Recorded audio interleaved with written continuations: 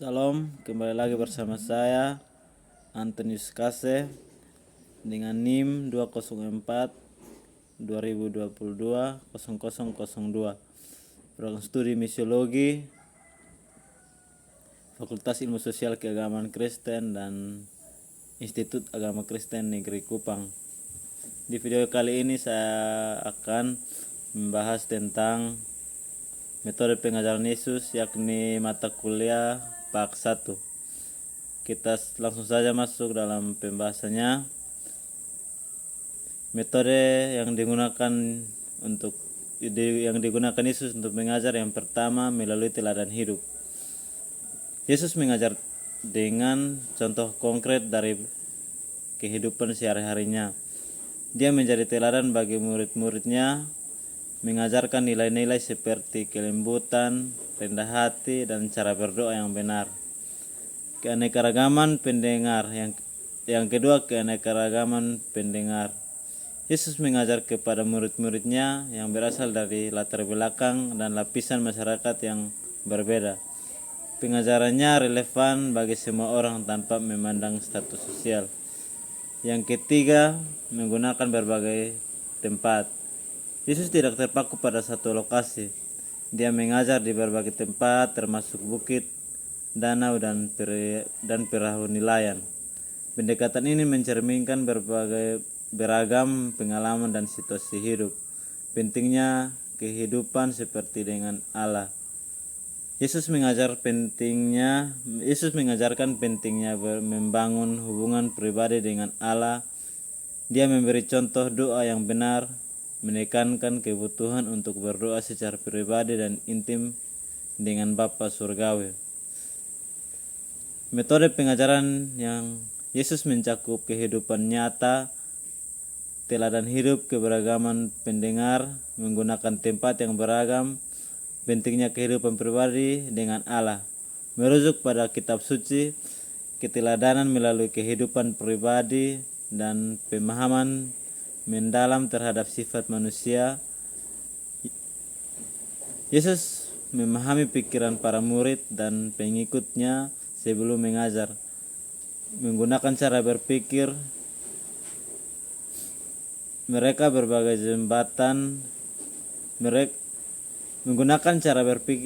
sebagai jembatan untuk mengajarnya. Contohnya saat Thomas meragukan, Yesus mengajar sesuai keraguan. Yesus mengajar sesuai keraguan itu. Yesus juga selalu merangsang pemikiran dengan bertanya. Pengajaran Yesus fokus mengubah paradigma hukum Taurat, menekankan kasih kepada Allah dan sesama. Terdapat dalam Matius 22 ayat 23 sampai 40. Yesus menyatakan bahwa hukum utama adalah mengasihi Tuhan dengan sepenuh hati, jiwa, dan akal, sementara hukum kedua adalah mengasihi sesama seperti diri sendiri. Beberapa kata kunci seperti miskin di hadapan Allah menunjukkan spiritualitas, tidak hanya ekonomi. Menjadi miskin di hadapan Allah berarti mengakui kemiskinan spiritual dan bergantung pada anugerah Tuhan. Kehidupan Kristen tercermin dalam 10 hukum yang Yesus genapi dalam kasih kepada Tuhan dan sesama. Dalam Matius 22 ayat 37 sampai 40. Bagian kelima dari 10 hukum dalam kitab Keluaran 20 ayat 2 sampai 11 yang mencakup perintah-perintah terkait kewajiban terhadap Allah dan sesama manusia. Hukum kelima menyoroti 10 hukum pada dasarnya adalah hukum kasih terhadap sesama manusia. Dalam Keluaran 20 ayat 12 sampai 17, Pengajaran kasih kepada Allah dan sesama juga ditemukan dalam khotbah Yesus di bukit, di mana Yesus mengutip Yesaya 61 ayat 1 dalam bahasa Ibrani. Yesus menggabungkan makna miskin secara ekonomi dan rendah hati secara rohani, dan menggenapi nubuat Yesaya dengan membawa kabar baik kepada orang-orang yang terpinggirkan dan menderita. Pengajaran Yesus dalam khotbah di bukit menyoroti kasih kepada orang miskin, terbuang, dan rendah hati. Ini menunjukkan bahwa kasih yang utama adalah mencintai Allah dan mencerminkan kasih Allah kepada orang lain. Kasih sesama seperti yang diajarkan oleh Yesus mencakup kelembutan, kemurahan hati, perdamaian, dan menjadi garam serta terang dunia. Yesus menggunakan berbagai metode pengajaran, termasuk bertanya, memberi cerita atau perumpamaan, memberikan khotbah, menggunakan benda atau objek sebagai ilustrasi, dan mengadakan diskusi. Pendekatan kreatif ini memungkinkan Yesus untuk berkomunikasi dengan beragam pendengar, dan prinsip-prinsip pengajarannya mencakup pemahaman atas kemampuan murid, pelatihan dalam pertumbuhan iman, dan manajemen sesama kelas yang efektif seperti yang dapat dilihat dalam contoh-contoh Matius 16 ayat 13 sampai 20 dan Matius 14 ayat 13 sampai 21. Pendekatan pengajaran Tuhan Yesus dan metode-metode pengajarannya, metode pengajaran yang digunakannya berikut adalah ringkasan singkatnya. Tuhan Yesus mengajar dari tempat duduk di tengah orang banyak, menerapkan strategi pengelolaan kelas yang baik, menciptakan suasana pembelajaran yang lancar, dan sering menggunakan alat-alat peraga. Proses pembelajaran Tuhan Yesus bersifat fleksibel, disesuaikan dengan kebutuhan murid-murid dan pengikutnya. Beliau juga memperhatikan kebutuhan jasmani murid-murid, sebagaimana terlihat dalam Matius 7 dan Matius 15 ayat 32 sampai 39. Pengajaran Tuhan Yesus tidak terbatas oleh ruang dan waktu. Dilakukan dalam berbagai kesempatan dan lokasi. Ada 6 metode utama yang digunakannya, yaitu metode peragaan, metode drama, metode bercerita, metode ceramah, metode bertanya, dan metode diskusi. Dalam metode peragaan, Tuhan Yesus menggunakan alat peraga atau demonstrasi untuk memperjelas materi pengajarannya. Sebagai contoh, ia mengangkat seorang anak kecil di tengah-tengah murid untuk mengilustrasikan konsep orang yang layak masuk surga.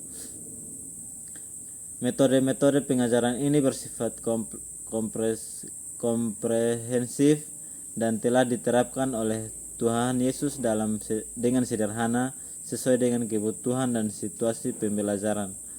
Tuhan Yesus mengajarkan kepada para pengikutnya dengan mengambil seorang anak dan menempatkannya di tengah-tengah mereka. Ini menggambarkan prinsip penerimaan dan bahwa menerima seorang anak kecil adalah sama dengan menerima Tuhan Yesus sendiri, bahkan juga menerima Dia yang mengutusnya. Terjemahan frasa membuat anak kecil itu berdiri di depan mereka semua dalam bahasa Indonesia sehari-hari menunjukkan bahwa Tuhan Yesus dengan sengaja menempatkan anak itu di posisi yang dapat dilihat oleh semua orang, menekankan pentingnya ajaran tersebut. Hasan Sutanto dalam PBIK Jilid 2 menunjukkan bahwa kata berdiri dalam frasa tersebut memiliki banyak arti, termasuk meletakkan, membawa, menempatkan, menghadapkan, memilih, dan lain-lain. Pengajaran ini dihubungkan dengan metode peragaan yang digunakan oleh Tuhan Yesus untuk memperkuat pengajarannya. Metode peragaan ini melibatkan tindakan langsung seperti menempatkan anak di depan mereka untuk membuat maksud dan tujuan ajaran menjadi lebih jelas. Metode peragaan menurut Staton dapat dibagi menjadi formal dan informal.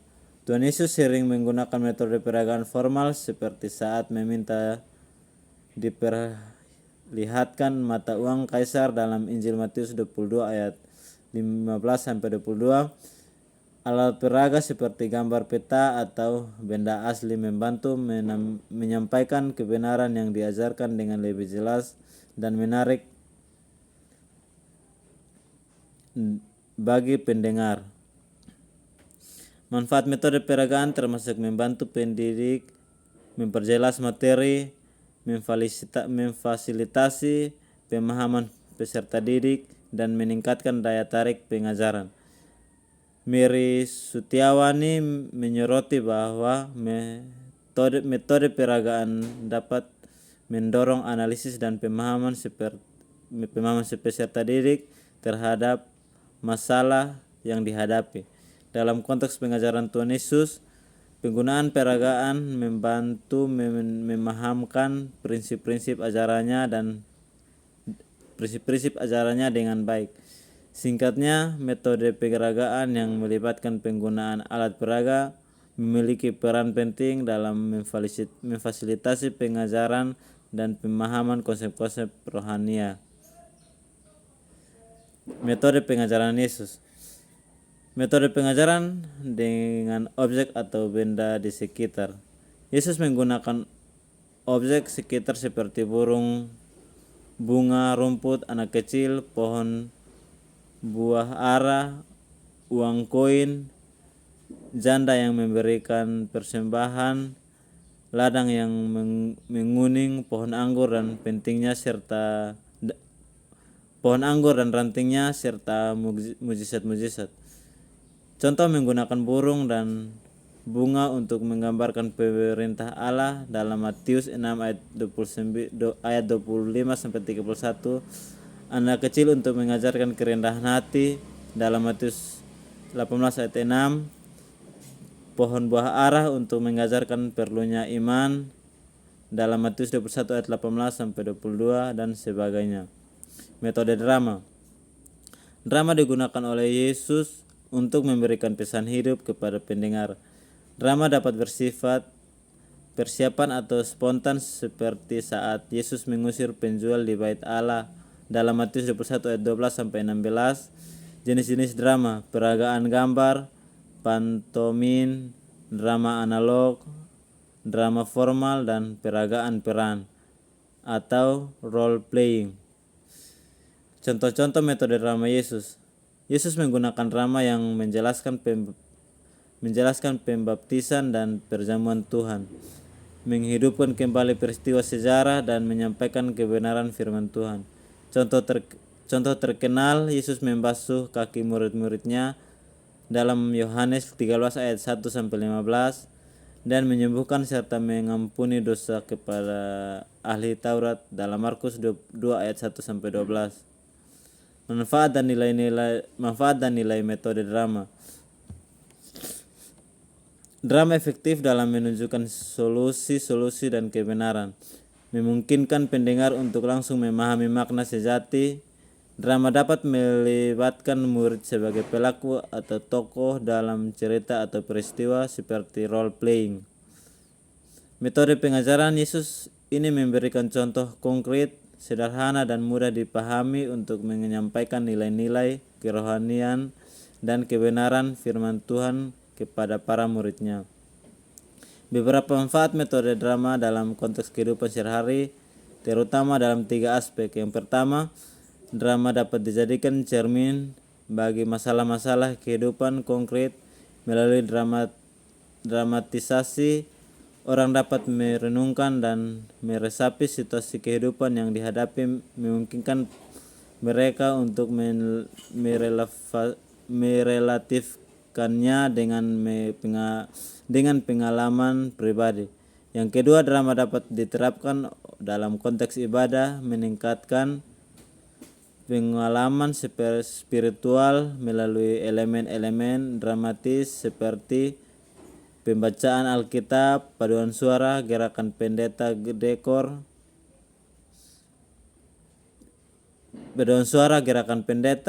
dekor pencahayaan dan suasana mendukung. Ini dapat menciptakan pengalaman ibadah yang lebih kaya dan menyenangkan. Yang ketiga, drama dapat merangsang pikiran terhadap isu-isu signifikan dalam kehidupan sehari-hari. Ini dapat digunakan sebagai bahan diskusi dalam kelompok-kelompok diskusi untuk mencari solusi terhadap masalah pribadi atau kelompok isu-isu yang muncul dalam drama juga dapat dijadikan bahan presentasi. Nilai-nilai penting lainnya. Penginjilan. Drama dapat digunakan sebagai alat penginjilan bagi gereja, terutama dalam dunia pertelevisian yang menyajikan drama-drama Kristen. Stimulasi aktivitas peserta. Melalui drama, peserta dapat membuat secara aktif dengan melibatkan mata, telinga, emosi, dan perasaan yang dapat memperkuat daya ingat dan penyerapan materi. Belajar dari metode pengajaran Yesus. Metode pengajaran Yesus juga mencakup drama, terutama melalui penggunaan perumpamaan. Metode ini memberikan manfaat langsung bagi pelaku atau pemeran, peserta, dan pengajar dalam pengalaman belajar. Penekanan dalam drama. Dramatisasi dalam drama dalam pengajaran Yesus bukan berarti harus diartikan secara harfiah, melainkan sebagai bentuk dramatisasi untuk menyampaikan pesan secara lebih efektif. Penggunaan figuratif. Yesus menggunakan bahasa figuratif seperti kata membenci yang digunakan secara figuratif untuk menekankan prioritas hubungan dengan Dia. Penggunaan metode cerita dalam pengajaran Yesus. Yang pertama, perumpamaan. Yesus sering menggunakan perumpamaan atau cerita untuk menyampaikan kebenaran rohani secara tidak langsung namun mudah dipahami. Daya tarik dan imajinasi. Metode cerita digunakan untuk menarik perhatian, menerangkan konsep abstrak, dan menyampaikan keseluruhan pelajaran dengan daya tarik dan imajinasi. Kepentingan metode cerita. Yang pertama, menarik perhatian.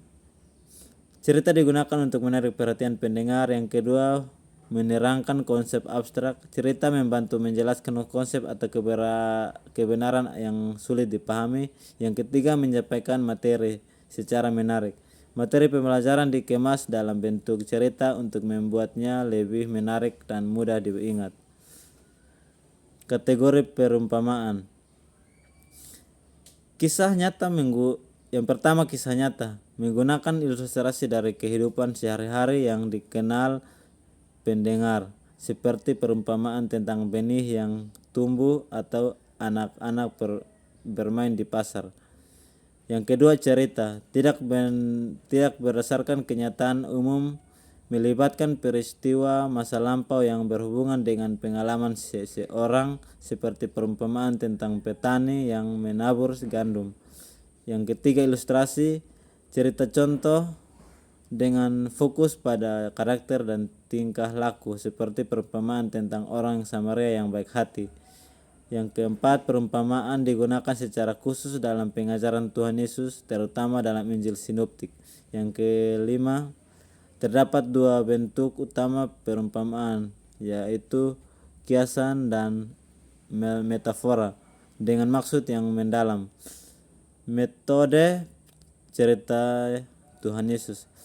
Perumpamaan digunakan secara khusus dalam pengajaran Tuhan Yesus, terutama dalam Injil sinoptik. Terdapat dua bentuk utama perumpamaan, yang kiasan dan metafora dengan maksud yang mendalam.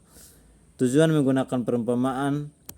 Metode cerita sebagai pendekatan pengajaran. Metode cerita bukanlah metode mudah, tetapi efektif untuk menyampaikan pesan yang sulit dengan cara menarik dan mudah dimengerti. Penggunaan perumpamaan merupakan mukjizat, hikmat, dan memiliki tujuan khusus dalam pengajaran ajaran Tuhan Yesus, agar pesan dan pengajaran dapat diterima dengan baik oleh pendengar. Yesus mengajar firman Tuhan kepada orang banyak dan memanggil mereka untuk bertobat dan beriman, menentang pengikutnya agar mempraktikkan ajaran dalam perbuatan nyata, mengingatkan para pengikut agar tetap waspada. Sumber materi perumpamaan. Perumpamaan Yesus bersumber dari kehidupan nyata yang diamatinya secara langsung dan di tengah Galilea. Contoh perumpamaan mencakup pengampunan, perjamuan kawin, dan sikap terhadap firman Tuhan. Baik, sekian dan terima kasih.